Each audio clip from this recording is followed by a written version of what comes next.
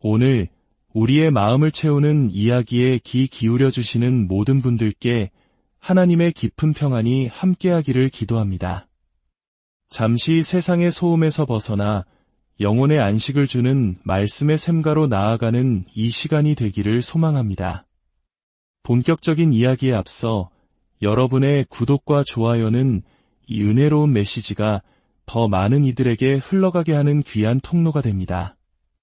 하나님의 위로가 필요한 영혼에게 이야기가 닿을 수 있도록 여러분의 작은 손길을 더해주시길 부탁드립니다. 나누는 마음 위에 주님의 축복이 가득하기를 바랍니다. 아버지 하나님, 오래된 찬송가의 가사처럼 저희 마음 깊은 곳의 갈증을 고백합니다. 저희는 생명의 샘이신 주님의 공급하심으로 목마름을 채우길 원합니다.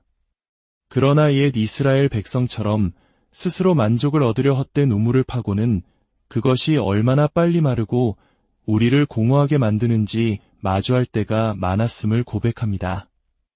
이제 주님의 말씀을 펼칠 때 성령께서 우리의 생각과 마음을 열어주셔서 듣고 깨닫고 믿으며 이 말씀을 우리 삶에 적용할 수 있는 힘을 주옵소서.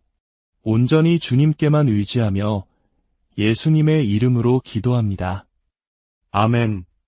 우리는 지난 시간 갈라디아서 5장 22절에 기록된 성령의 열매에 대한 여정을 시작했습니다.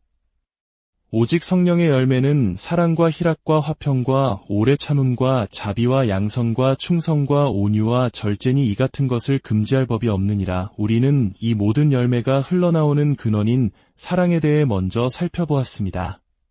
그리고 오늘 우리는 두 번째 열매인 희락, 즉 기쁨에 대해 이야기하고자 합니다. 이야기를 이렇게 시작해볼까 합니다. 몇 해 전 한 컨퍼런스에서 강연을 마쳤을 때 한 분이 제게 쪽지 하나를 건네주었습니다. 저는 그 쪽지를 아직도 소중히 간직하고 있습니다. 그 내용은 이렇습니다. 목사님, 제 친구 한 명이 뇌종양으로 투병하며 힘겨운 치료 과정을 겪고 있었습니다. 그런데 그 친구가 예수님과 맺고 있는 관계가 어찌나 깊고 단단했던지 담당 간호사가 그의 차트에 이런 비판적인 소견을 적어 놓았더군요. 환자 X씨, 현재 상황에 어울리지 않게 부적절할 정도로 기뻐 보임. 쪽지를 준 분은 이렇게 덧붙였습니다. 그날 이후 상황에 어울리지 않는 기쁨을 갖는 것이 제 인생의 목표 중 하나가 되었습니다. 아마도 그 간호사는 그토록 끔찍하고 고통스러운 상황 속에서 어떻게 기쁨이 존재할 수 있는지 도저히 이해할 수 없었을 겁니다. 사실 이것은 매우 자연스러운 반응입니다. 그리고 이 이야기는 우리가 반드시 짚고 넘어가야 할 행복과 기쁨의 근본적인 차이를 명확하게 보여줍니다. 우리가 흔히 말하는 행복은 그 어원이 우연이나 기회와 관련이 깊습니다. 그래서 우리는 보통 행복을 건강, 성공, 부유함과 같은 외부적인 조건들과 연결짓곤합니다. 상황이 좋을 때, 모든 것이 순조로울 때 느끼는 일시적인 즐거움에 대한 반응이 바로 행복인 셈이죠. 하지만 기쁨은 다릅니다. 기쁨은 좋은 상황에 의해 결정되지 않습니다. 오히려 기쁨은 우리가 아플 때, 사랑하는 이를 잃었을 때, 혹은 지금까지 우리 삶에 안정감을 주었던 직장을 잃고 불확실한 미래 앞에 섰을 때처럼 상황이 최악일 때도 경험할 수 있는 것입니다. 정리하자면 행복이 무슨 일이 일어나는가에 달려있다면 기쁨은 일어나는 일들을 대하는 우리의 태도를 형성하는 힘입니다. 이는 우리 내면에서 비롯되는 것이죠. 그래서 베드로전서 1장 8절은 이렇게 말씀합니다. 예수를 너희가 보지 못하였으나 사랑하는도다 이제도 보지 못하나 믿고 말할 수 없는 영광스러운 즐거움으로 기뻐하니 이 말씀의 순서를 주목해 보십시오. 우리는 예수님을 눈으로 보지 못합니다. 하지만 그분을 믿습니다. 그리고 그 믿음의 결과로 우리는 말로 다 표현할 수 없는 영광스러운 기쁨으로 충만해집니다. 병원의 간호사가 보기에 부적절했던 바로 그 기쁨입니다. 그렇다면 이 그리스도인의 기쁨은 정확히 무엇일까요? 이것은 복음의 진리를 믿는 영혼의 자연스러운, 아니, 초자연적인 반응입니다. 어떤 분들은 이렇게 물을지도 모릅니다. 그렇다면 행복과 기쁨의 차이를 아는 것은 기독교인들 뿐인가요? 꼭 그렇지는 않습니다. 기독교인이 아닌 사람들 중에도 행복과는 구별되는 더 깊은 차원의 기쁨을 아는 이들이 있습니다. 예를 들어 어떤 이들은 그것을 도덕적 기쁨이라 부릅니다. 자신의 가치관과 행동이 깊은 조화를 이룰 때 느끼는 평온함과 감사의 마음 같은 것이죠. 하지만 성경이 말하는 그리스도인의 기쁨은 이와는 또 다른 차원에 있습니다. 그리스도인의 기쁨이 독특한 이유는 그 핵심에 바로 구원의 기쁨이 있기 때문입니다. 이것은 단순히 내 행동이 내 신념과 일치해서 느끼는 만족감이 아닙니다. 훨씬 더 깊고 근원적인 기쁨입니다. 그것은 하나님께서 예수 그리스도 안에서 우리를 위해 행하신 모든 일을 암으로써 얻는 기쁨입니다. 우리를 죄와 사탄과 죽음의 권세에서 완전히 해방시키셨다는 사실에 뿌리내린 기쁨입니다. 오늘날 우리가 사는 세상은 상처 입고 병들어 있습니다. 특히 현대사회를 살아가는 많은 사람들은 그 어느 때보다 더 깊은 불행과 공허함 속에 살고 있다고 해도 과언이 아닐 것입니다. 우리 한국인들 역시 전쟁의 폐허를 딛고 일어서 숨가쁘게 달려왔지만 그 과정에서 마음의 허기와 영혼의 갈증은 더욱 깊어졌는지도 모릅니다. 그렇다면 이 진정한 기쁨은 어디에서 찾을 수 있을까요? 그리스도인은 담대히 말할 수 있습니다. 인간의 병든 영혼을 위한 유일한 치료제가 있다고 말입니다. 내 양심이 나를 고소하고 죄책감에 휩싸일 때 나에게 참된 평안과 기쁨을 줄 수 있는 것은 단 한 가지뿐입니다. 그것은 바로 나사렛 예수, 하나님의 아들이 나의 모든 죄를 용서하셨다는 사실을 아는 것입니다. 그분이 나를 사랑하셨고 나를 위해 죽으셨기 때문에 내가 모든 정죄로부터 자유로워졌음을 믿는 것입니다. 내 연약함을 깨달을 때, 내 실패를 마주할 때, 하나님의 뜻대로 살 힘이 없음을 절감할 때마다 우리는 또다시 구원의 반석이신 그리스도께로 돌아갑니다. 바로 이것이 성령께서 우리 안에 맺으시는 기쁨의 가장 큰 특징입니다. 찬송가 가사처럼 세상 모든 풍파너를 흔들어 약한 마음 낙심하게 될 때에도 흔들리지 않는 견고한 기쁨 말입니다. 기억하십시오. 사랑과 마찬가지로 기쁨은 성령의 열매입니다. 여기서 열매는 복수가 아닌 단수입니다. 이것은 우리가 노력해서 만들어내는 여러 가지 덕목이 아니라 그리스도를 닮아가는 하나의 온전한 인격, 하나의 생명체임을 의미합니다. 이 차이를 설명하기 위해 비유를 들어보겠습니다. 제 앞에 인조 크리스마스 트리와 살아있는 난초 화분이 있다고 상상해 보십시오. 인조 트리에는 생명이 없습니다. 장식들은 외부에서 가져와 인위적으로 매달아 놓은 것들입니다. 겉보기에는 화려하고 예쁠 수 있지만 그 자체로는 아무런 생명 활동도 일어나지 않습니다. 반면에 살아있는 난초는 다릅니다. 지금 당장 눈앞에서 자라는 것이 보이지 않을지라도 그 안에는 생명이 있습니다. 뿌리부터 자라나 스스로 꽃을 피우는 생명력이 내재되어 있습니다. 성령의 열매를 대하는 우리의 태도가 마치 인조 트리를 대하듯 해서는 안 됩니다. 자, 여러분, 지난주에는 사랑이 부족했으니 사랑 장식을 답시다. 이번 주에는 기쁨이 없으니 기쁨 장식을 달아봅시다. 이런 식의 접근은 절망으로 끝날 뿐입니다. 우리는 스스로가 본성적으로 얼마나 비참하고 연약한 존재인지 잘 알고 있기 때문입니다. 우리에게 필요한 것은 우리 외부로부터 오는 힘, 우리를 침투하여 변화시키는 능력입니다. 본래의 우리 모습으로는 가질 수 없는 것, 우리 스스로의 힘으로는 결코 될 수 없는 모습으로 우리를 빚어가시는 능력, 바로 우리 안에 거하시는 성령의 능력입니다. 이 능력으로 우리는 인생의 모든 폭풍우를 맞설 수 있습니다.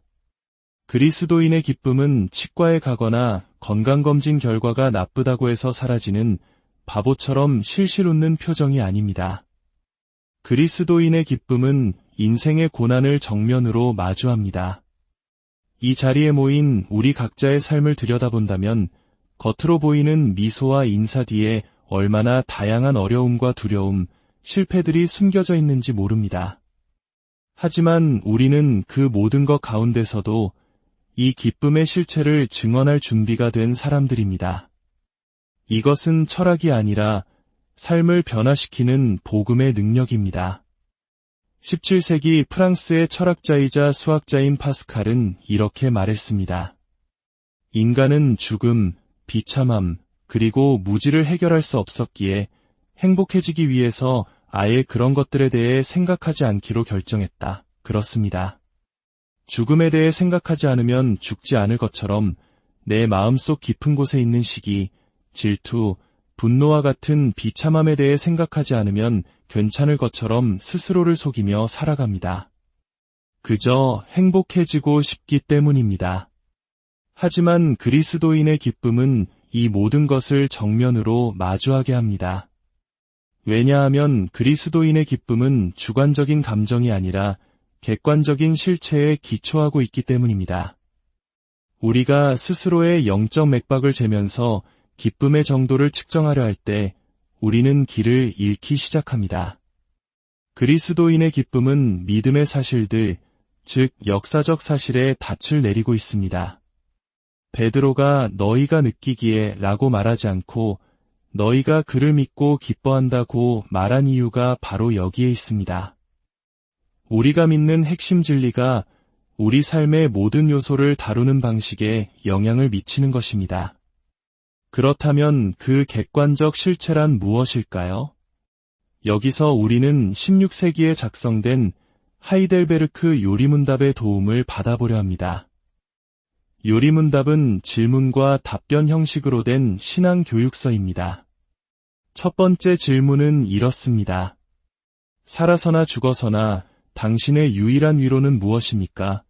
파스칼이 말한 것처럼 세상은 행복해지기 위해 애써 외면하는 바로 그 질문입니다. 하지만 우리는 이 질문을 생각해야 합니다. 이 질문에 대한 답은 다음과 같습니다. 내가 나의 것이 아니요 몸도 영혼도 살아서나 죽어서나 나의 신실한 구주 예수 그리스도의 것이라는 사실입니다. 주님은 그의 보혈로 나의 모든 죄값을 완전히 치르셨고 나를 마귀의 모든 권세에서 해방시키셨습니다. 또한 하늘에 계신 내 아버지의 뜻이 아니고는 내 머리털 하나도 땅에 떨어질 수 없도록 나를 지키시며 모든 것이 합력하여 나의 구원을 이루게 하십니다. 그러므로 주님은 그의 성령으로 나에게 영생을 보증하시고 이제부터 마음을 다하여 기꺼이 주를 위해 살게 하십니다. 정말 놀라운 대답이지 않습니까? 이어서 두 번째 질문이 나옵니다. 이 위로 안에서 기쁨으로 살고 죽기 위해 당신은 무엇을 알아야 합니까? 다시 한번 주목하십시오. 어떻게 느껴야 합니까? 가 아니라 무엇을 알아야 합니까? 라고 묻습니다. 기쁨은 지식, 즉 감에 근거하기 때문입니다. 그 대답은 세 가지로 요약됩니다. 첫째, 나의 죄와 비참함이 얼마나 큰지를 아는 것.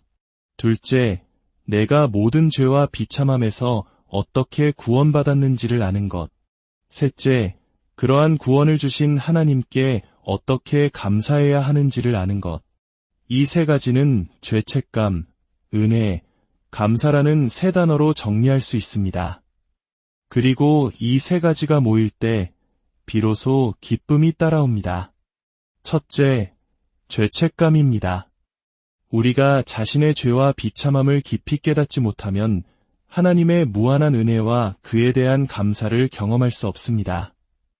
어메이징 그레이스의 작사가 존 뉴턴이 나 같은 죄인 살리신 주 은혜 놀라워라고 고백할 수 있었던 것은 그가 자신이 하나님 앞에서 얼마나 눈멀고 기먹은 죄인이었는지를 처절하게 깨달았기 때문입니다. 성경은 죄가 우리의 영혼의 상태라고 말합니다. 교만, 시기, 욕심과 같은 개별적인 죄들은 그 병든 상태의 증상일 뿐입니다. 둘째, 은혜입니다. 이 죄책감에 대한 유일한 해답은 우리의 노력이 아니라 하나님의 은혜입니다. 하나님의 풍성한 부요를 그리스도의 희생으로 값없이 받는다는 뜻입니다. 우리는 본래 허물과 죄로 죽었던 자들이었습니다. 그러나 긍휼이 풍성하신 하나님이 우리를 사랑하신 그 큰 사랑으로 말미암아 그리스도와 함께 우리를 살리셨습니다. 죽어 마땅한 자에게 부활을, 노예된 자에게 해방을, 정죄받은 자에게 자비를 베푸시는 것, 이것이 바로 은혜입니다. 이 죄와 은혜를 깨닫지 못하면 예수님은 더 이상 구원자가 아니라 이미 괜찮은 내 삶에 더하는 보충제나 영양제 정도로 전락하고 맙니다. 예수님은 우리의 좋은 삶을 보충해주러 오신 분이 아닙니다. 예수님은 죽은 우리를 살리러 오신 구원자이십니다. 셋째, 감사입니다. 은혜에 대한 유일하고 올바른 반응은 감사입니다. 신학자 칼 바르트는 이렇게 말했습니다. 은혜와 감사는 하늘과 땅처럼 함께 속해 있다. 은혜는 메아리처럼 감사를 불러일으키고 감사는 천둥 뒤에 번개가 치듯 은혜를 뒤따른다. 그리고 바로 여기서 우리는 마침내 기쁨에 이릅니다. 기쁨은 바로 그 감사의 천둥이 우리 영혼에 미치는 강력한 충격입니다. 감사의 천둥이 울릴 때 그 울림의 여파로 우리 마음 깊은 곳에 자리 잡는 것이 바로 그리스도인의 기쁨입니다. 그렇다면 이토록 귀한 기쁨을 우리 삶에서 앗아가는 방해물들은 무엇일까요? 첫째는 어리석음입니다. C.S. 루이스는 이렇게 지적했습니다. 우리는 미지근한 피조물이다. 무한한 기쁨이 우리에게 주어졌음에도 불구하고 술과 섹스와 야망 같은 것들을 가지고 어리석게 놀고 있다. 이는 마치 바닷가에서의 휴가를 약속받았음에도 빈민가의 진흙탕에서 진흙파이를 만들며 놀기를 고집하는 어리석은 아이와 같다. 우리는 너무나 쉽게 만족해버린다. 혹시 헛된 우물에서 기쁨을 찾으려 헤매고 있지는 않습니까? 그 길 끝에는 아무것도 없습니다. 둘째는 망각입니다. 시편 103편은 내 영혼아 여호와를 송축하며 그의 모든 은택을 잊지 말지어다 라고 노래합니다. 우리를 이집트에서 건져내신 하나님의 구원을 잊고 우리 영혼의 가장 깊은 갈망에 대한 유일한 해답이 주님이심을 잊어버릴 때 우리의 기쁨은 고갈됩니다. 예수님께서 성찬식을 제정하신 이유가 무엇입니까? 바로 잊지 않도록 하기 위함입니다. 그분이 나를 대신해 죽으셨다는 그 놀라운 은혜를 결코 잊지 않도록 말입니다. 셋째는 낙심과 잘못된 기억입니다.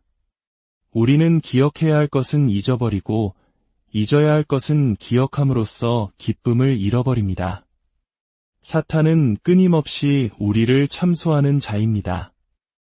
이미 용서받은 과거의 죄악들을 끄집어내어 우리의 기쁨을 훔치려 합니다. 이때 우리의 시선이 그리스도가 아닌 우리 자신을 향하게 되면 우리는 속수무책으로 당할 수밖에 없습니다. 어떤 분은 이렇게 물을지도 모릅니다. 지금 제 마음에는 기쁨이 조금도 느껴지지 않는데 그럼 어떡하죠? 제가 앞에서 들었던 살아있는 난초를 기억하십니까? 우리가 가만히 서 있는 동안 그 난초가 자라는 것이 눈에 보였을까요? 아닙니다. 하지만 그 안에는 생명이 있습니다. 깊이 뿌리내린 기쁨의 실체를 순간순간 변하는 주관적인 감정의 표현과 혼동해서는 안 됩니다. 우리는 기쁨으로 구원받는 것이 아니라 믿음으로 구원받습니다. 이번 한 주 하나님을 마음과 뜻과 힘을 다해 사랑했습니까? 마땅히 기뻐해야 할 만큼 기뻐했습니까? 아마 아닐 것입니다. 그렇다면 우리는 어디를 바라보아야 할까요? 바로 예수 그리스도가 누구시며 무엇을 하셨으며 그분 안에 있다는 것이 무엇을 의미하는지에 대한 객관적인 실체를 바라보아야 합니다. 18세기에 한 목사님이 임종을 앞두고 있었습니다. 한 친구가 그에게 물었습니다. 여보게, 고통 속에서도 자네의 영혼을 붙들어줄 천국의 모습을 이따금씩이라도 보고 있는가? 그는 이렇게 대답했습니다. 나는 언뜻 보이는 환상보다 기록된 말씀을 더 많이 안다네. 그렇습니다. 그는 자신의 느낌이나 희미한 천국의 환영보다 하나님의 약속의 말씀을 더 신뢰하겠다는 것이었습니다. 여러분도 그러하기를 바랍니다. 우리의 기쁨은 순간적인 느낌이나 체험에 근거하지 않습니다. 우리의 기쁨은 영원히 변치 않는 하나님의 말씀, 십자가 위에서 모든 것을 이루신 예수 그리스도라는 반석 위에 서 있습니다. 사탄은 진정으로 기뻐하는 신자를 감당하지 못합니다. 마틴 루터는 아주 나쁜 소식을 들었을 때 이렇게 말하곤 했다고 합니다. 자, 우리 찬송을 부르세. 그래서 마귀를 골려주자고. 여러분의 삶에 어떤 폭풍이 몰아치고 있습니까? 어떤 슬픔이 마음을 무겁게 누르고 있습니까?